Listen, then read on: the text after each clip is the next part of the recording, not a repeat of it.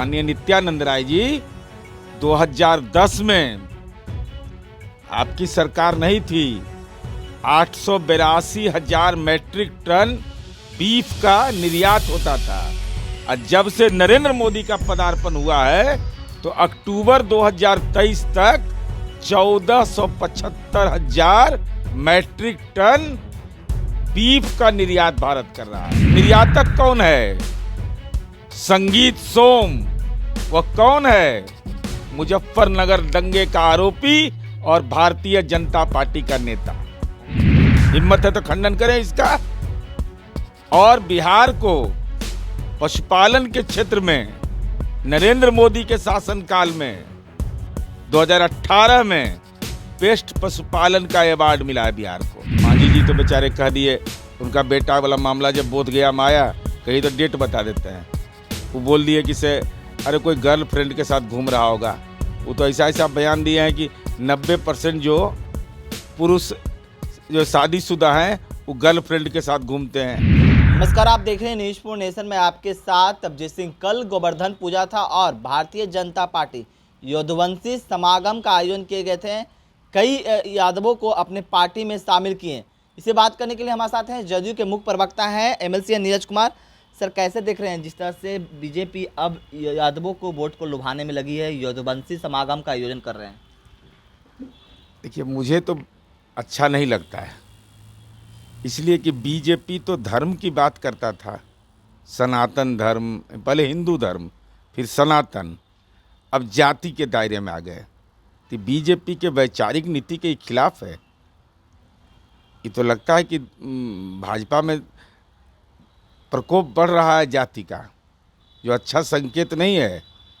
ये तो कहते थे कि हम पेड़ के नीचे राष्ट्र निर्माण कर रहे हैं, तो कहाँ पड़ गए चक्कर में। और कह क्या रहे नित्यानंद राय जी कि बिहार में जब हम सरकार बनाएंगे, जिसकी दूर दूर तक संभावना नहीं है, तो गौ हत्या पर रोक लगाएंगे।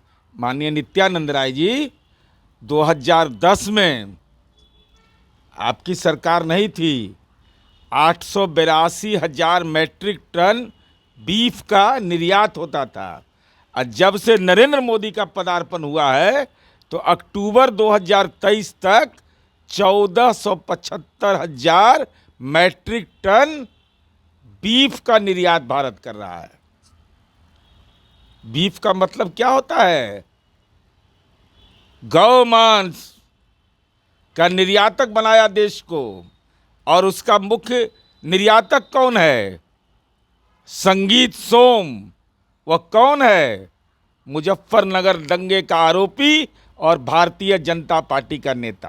यानी कि बीजेपी के कार्यकाल में सबसे ज्यादा गौ हत्या हो रहा है। जी, बीजेपी के कार्यकाल में बीफ का निर्यात बढ़ा और इसका सबसे बड़ा व्यापारी भी भारतीय जनता पार्टी का नेता है। नहीं तो नित्यानंद राय इसका खंडन करें। हिम्मत है तो खंडन करें इसका। और बिहार को पशुपालन के क्षेत्र में नरेंद्र मोदी के शासनकाल में 2018 में बेस्ट पशुपालन का अवार्ड मिला है बिहार को। जानकारी है नहीं, चंडू खाना में बोलते रहते हैं, कुछ से कुछ बोलते रहते हैं, जो अपना काम है तो करते नहीं हैं। ये पहली बार हो रहा है कि 2021 से 2023 का नवंबर हो गया, नेशनल क्राइम ब्यूरो का डेटा भारत सरकार गृह विभाग को जारी करना है, अब तक नहीं जारी किया। भाई क्यों नहीं जारी करते देश भर के डेटा? बीजेपी के तो नेता कर रहे हैं, सबसे ज्यादा क्राइम तो बिहार में हो रहा है। यही तो हम कह रहे हैं, तो उसका आधार बताइए। यही तो हमारा सवाल है कि बिहार सरकार का डेटा तो हर महीने जारी होता है, आपका डेटा वार्षिक क्यों नहीं जारी हो रहा है? क्या डर लग रहा है आपको? सच का उद्भेदन हो जाएगा कि दलितों पर अत्याचार बढ़ा है, महिलाओं के प्रति अपराध बढ़ा है, मणिपुर का घटना, उत्तर पूर्व के राज्यों के हालात, कश्मीर के हालात की लोगों की सही जानकारी मिल जाएगी, तो डेटा कोई छिपा रहे हैं। लेकिन आप बोल रहे हैं दलितों का अपमान, लेकिन आप लोगों को तो आप कही जा रही है कि जो सरकार चल रही है, नीतीश कुमार जो दलित अपमान है, दलित विरोधी हैं, दलितों का अपमान करते हैं। अब इस तरह से मांझी जी आ गए सड़क पर, उनके साथ बीजेपी है। उससे बड़ा उदाहरण क्या हो सकता है? अरे मांझी जी तो फ्री होल्ड वाला आदमी है, मांझी जी का क्या है? मांझी जी तो बेचारे कह दिए, उनका बेटा वाला मामला जब बोधगया में आया कहीं तो डेट बता देते हैं। वो बोल दिए कि से अरे कोई गर्लफ्रेंड के साथ घूम रहा होगा। वो तो ऐसा ऐसा बयान दिए हैं कि 90% जो पुरुष जो शादीशुदा हैं वो गर्लफ्रेंड के साथ घूमते हैं, तो ये तो फ्री होल्ड वाले हैं। हम जानना चाहते हैं जीतन राम मांझी जी से, जमीर नहीं जागता है आपका कि डॉक्टर भीमराव अंबेडकर की पूजा नहीं की जाती है, देश के नए संसद भवन में सावरकर अंग्रेज़ के दलाल की पूजा की जाती है, जो अंग्रेज़ से माफ़ी मांगा। राष्ट्रपिता का फोटो नहीं लगता है, अंबेडकर का फोटो नहीं लगता है। नरेंद्र मोदी किसका पूजा करते हैं? सावरकर का। तब आपका जमीर नहीं जगता है। आप तो मुख्यमंत्री हुए, बाबू जगजीवन राम तो देश के उप प्रधानमंत्री हुए थे, उनके नाम पर 89 से योजना चल रही थी, बाबू जगजीवन राम छात्रावास योजना। नरेंद्र मोदी ने कहा कि ये दलित के नाम के आगे बाबू कैसे लगा हुआ है, हटाओ इस योजना को, बंद कर दो इस योजना को, बंद कर दिया उस योजना को। और उससे बड़ी बात, 19% आबादी थी 2011 के जनगणना में दलितों का, तो काहे नहीं आरक्षण का दायरा बढ़वा दिए? हिम्मत है तो जरा बोलिए। लेकिन बिहार में अब जातीय समीकरण देखा जा रहा है, जहां एक तरफ आरजेडी है जो कृष्ण जो बाबू हैं उनकी जयंती मना रहे हैं, अब वहीं बीजेपी है यादवों के लिए यादव समागम के आयोजन करते हैं, युद्धवंशी सम्मेलन करते हैं। तो अब बिहार में जातीय राजनीति देखने को मिल रही है। अरे जाति तो एक सामाजिक सच्चाई है ना, कंबल ओढ़ के घी पीना एक अलग विषय होता है। जाति का नाम बीजेपी लेती नहीं है, और कंबल ओढ़ के घी पी रहे थे। यदुवंशी सम्मेलन कौन सी का हुआ है? ये मैंने क्या हुआ है कि मैं ये जनेऊधारी है वही गया है, ये कंठी माला वाला वही गया है? इसका मतलब जाति एक सच्चाई है ना। तो प्रधानमंत्री झुट्टा है जो बोलते हैं कि जातिवाद खतरा है, लेकिन तो इन्हीं के पार्टी के लोग जाति सम्मेलन कैसे कर रहे हैं? तब यादव तो बीजेपी और आरजेडी तो लग गई जातीय समीकरण में, अब जदयू कहाँ है? जदयू समाज के सारे तबके के लिए काम करता है। हमको कहने में लाज उज नहीं लगता है। जाति एक सच्चाई है। कौन कहता है जाति? कैसे फॉर्म भराता है नौकरी में, कैसे जाति लिखाता है? राशन कार्ड में कैसे लिखाता है? प्रधानमंत्री आवास में कैसे लिखाता है?